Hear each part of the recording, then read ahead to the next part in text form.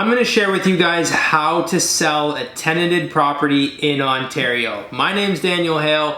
I'm a licensed real estate agent and I work with a ton of real estate investors, which means I sell a lot of tenanted properties. So I want to share with you guys exactly how to do this and make sure that you're successful, and I want to help you avoid any legal trouble that could come along the way. But before we get started, here's the things that you need to know. If the tenant is on a fixed term lease or a month-to-month lease, this is very important because if the tenant's on a fixed term lease, when you sell that property, you won't be able to get vacant possession for your buyer until that lease term is done. If the tenant is on a month-to-month lease, then you do not need to worry about that. You'll be able to issue the correct notices to that tenant to help provide vacant possession. What the tenant's full legal name is. This is extremely important. Trust me, I've had many scenarios where landlords have called me to sell their tenanted properties and they actually don't know their tenant's legal name. The reason why this is important is because when you serve the notice of eviction or any notice from the landlord and tenant board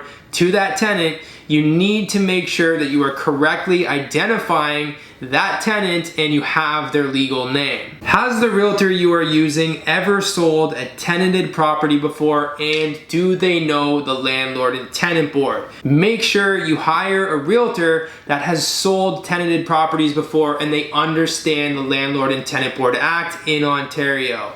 This is extremely important. You don't want to get yourself in any legal issues and have your property sold the wrong way. This could really come back on you later. Now let's talk about the steps on how to sell your tenanted property. The first thing that you want to do is inform your tenant that you are selling. Now you want to give them a bit of a heads up about 1 to 2 weeks before you hit the market. Don't just slap the for sale sign on the front lawn and get started. It starts things off on a bad foot and you're going to upset them. Give them at least 1 to 2 weeks to prepare. They might want to clean up the property a little bit, depersonalize some items that they don't want people seeing when they come to view the property, or maybe they already start looking for a new place and get a little bit ahead of the game themselves.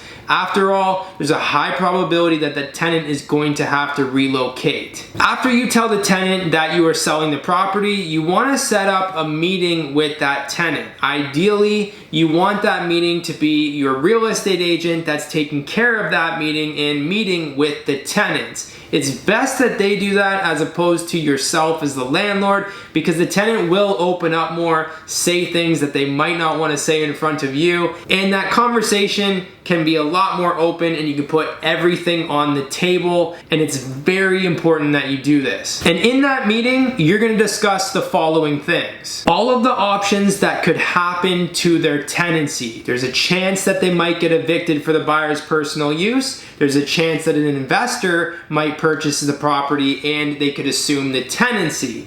Or maybe you come to an agreement where that tenant decides that they're going to leave before you put the property up for sale.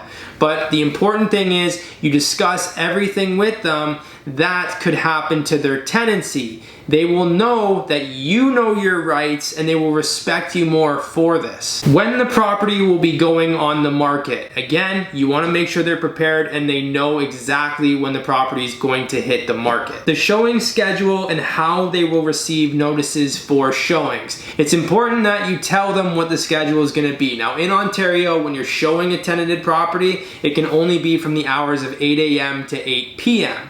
When you're sending notices to that tenant, you can let them know that you're going to be sending them an email. They will get the 24 hours notice before each showing, and you can also set them up on an automatic showing schedule. So when the real estate agent or somebody books in to see the property, they will get the time and day as well as who that real estate agent is that's visiting the property. It makes them a little bit more comfortable, which does help things out, and there's a lot less complaining and concerns on the tenant's end. Now let's talk about the goal of this discussion.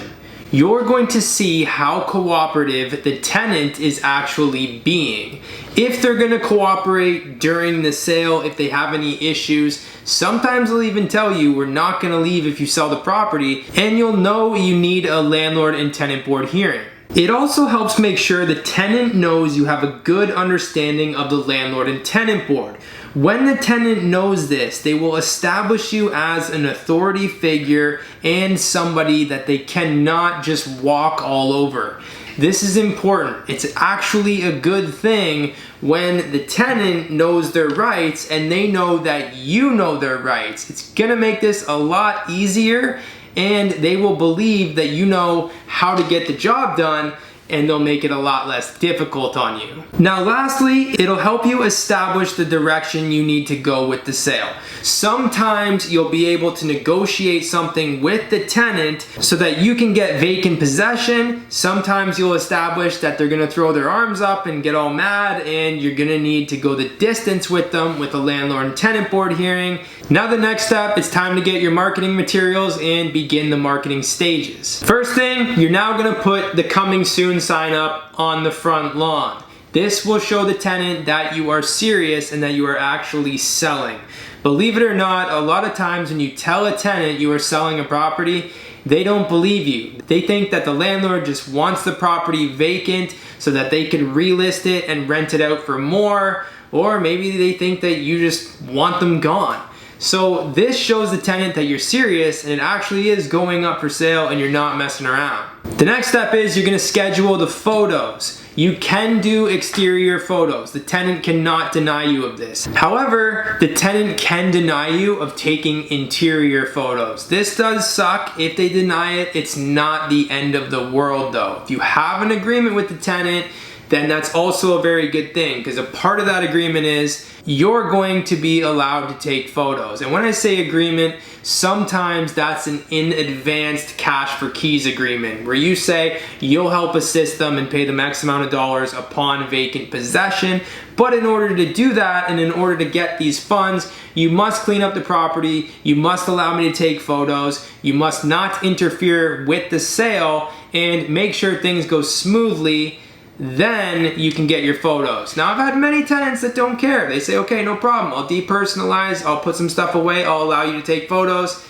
Depends on the tenant, and again, that conversation will help you establish this and you'll know what you're dealing with. Now that you have all your marketing materials, it's time to put the property up for sale, and here are the important things that you need to note when the property is on the market. The tenant does not have to be home during a showing. Put a lockbox up with a key in it. As long as the tenant receives a 24 hours notice, you can show the property. And I say this because there's been many occasions where tenants will say, no, I don't want anybody coming, I'm not home, or no, you cannot show the property during this time. Do not allow a tenant to cancel or rearrange a showing. If the tenant interrupts or causes issues during the sale of the property, you have the right to issue an N5 notice of eviction to that tenant. The tenant cannot deny a showing if they've received 24 hours notice. They cannot ask you to reschedule the showing, they can't cancel, and they cannot interfere with that showing. If they do, you can give them the N5 notice of eviction. Now again, if the tenant's been extremely cooperative, they've allowed you photos, they've cleaned up the property, they've been great tenants, and they're not causing any issues, then of course it's okay to do a little bit of a showing schedule with them just to keep things smooth and keep things on a good foot. But if they're not, and you want to show that property, they cannot cancel or rearrange the schedule. Showings can only be between the hours of 8 a.m. to 8 p.m. as per the landlord and tenant board throughout Monday to Sunday. Now that you've had all these showings, it's time to receive offers. And when you receive offers on your property, these are the things that your real estate agent must know. Who the buyer is and what their intended use of the property is. This will help you understand how you must approach the tenant and if you can even work with that buyer before you accept the offer. If the buyer is looking to move into the property, you can evict that tenant for personal use. We'll get into that a little bit further. If they're an investor and they ask for vacant possession and they're looking to re-rent out that property, you cannot do it. That can get you in a lot of trouble with the landlord and tenant board if they find out you evicted that tenant unlawfully and the purchaser took possession of that property and rented it out for a lot more. Now, if the buyer lies to you That's on them. It is not your fault as long as the correct clauses are in the agreement of purchase and sale and you show the landlord and tenant board that you had the right intention and you didn't do anything unlawfully. If they are an investor, you can only sell it to them if you have an agreement to end the tenancy, which is the N11 agreement to end the tenancy. Unless that investor is going to assume the tenancy, that's different, you can sell it to them. But if they're not, you need to have an N11 agreement with that tenant to end the tenancy, which can be the form of cash for keys. Maybe you give them enough time to find a new place. But you do not accept an agreement of purchase and sale with an investor that wants vacant possession unless you have the N11 signed. If it is someone looking to move in for personal use, you can issue the N12 notice to the tenant and get vacant possession. Now, here's some important things that you have to understand when you are doing this. That N12 notice can only be issued to the tenant from the time that they pay rent. The N12 notice gives them 60 days to vacate the property from the time that they pay rent. So for example, if they pay rent on September 1st, their termination date on the N12 will be October 31st. That's the 60 days, and the notice must be given to them before the first day of September. If it is not served correctly, if it is filled out incorrectly, if the tenant's name is incorrect on there, any of those things, that notice becomes defective and it will be thrown in the garbage by the landlord and tenant board. You will have to start all over again. You're gonna have one really upset buyer, and that absolutely sucks. So make sure these things are done right. Now, when you understand the buyer's intention, the real estate agent will know what clauses and conditions must be in that offer to keep you protected and make sure you don't get any trouble. So if the buyer does anything later with the property, it doesn't come back to you. Your hands are washed clean and you can walk away without any stress and any issues. And so if it's an N12 notice of eviction for the buyer's personal use, this notice must be served to the tenant properly. There cannot be any errors on the notice. The tenant's names and address must be correct. When you issue the notice to the tenant, the 60 days starts from the time that that tenant pays rent. The tenant does not have to vacate the property. This is the biggest thing I want you guys to understand. In Ontario, the tenant has the right to a landlord and tenant board hearing. If they feel that it is an unlawful sale, they might take that right to go to that landlord and tenant board hearing.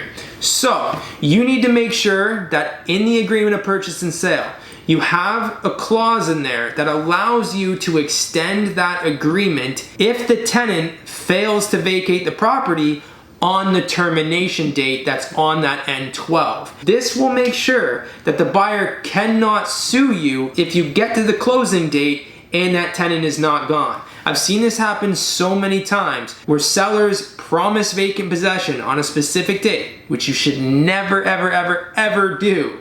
And the buyer ends up seeking litigation towards the seller because the tenant's not gone and they can't close on time on that property. This is a big mistake. You want to have the right to extend the agreement so that you can close successfully and make sure you get vacant possession. So if you do not have an agreement with the tenant to end that tenancy and you're serving an N12, these are the things that you must know. Make sure that your closing date in the agreement of purchase and sale is correct to file the N12. When you're serving the N12, you have to have that 60 days from the time they pay rent. So you cannot close until after the 60 days. If it's before, it's deemed unlawful because you didn't give that tenant the full 60 days, and there's a high probability they're not going to leave because of that, and you cannot close. Make sure you have all of the clauses and conditions needed in the offer to keep you protected. Never promise vacant possession on a specific date without having the right to extend the agreement. File the N12 notice to the landlord and tenant board. Now, you can't file the N12 notice to the tenant or the landlord and tenant board until the agreement goes firm. Meaning, if there is a home inspection in that agreement, you need the buyer to go firm on that agreement before you serve these notices to the tenant. Because if you do it beforehand when it's conditional, technically you're not even sold yet. Again, your N12 thrown in the garbage. So make sure you're firm before you do any of these things. Now, once you are firm, You've sold the property, you've issued the notices to the tenant. Another massive mistake happen I see all the time. People don't serve the notice now to the landlord and tenant board. You must serve the notice to the landlord and tenant board. They will give you a date, so you will have a hearing.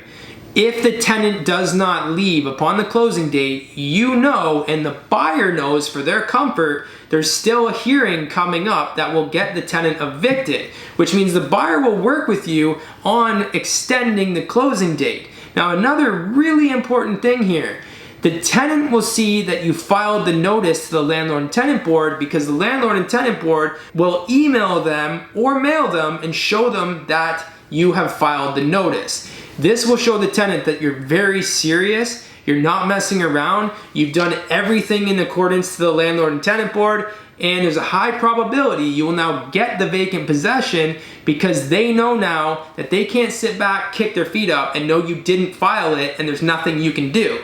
You're prepared.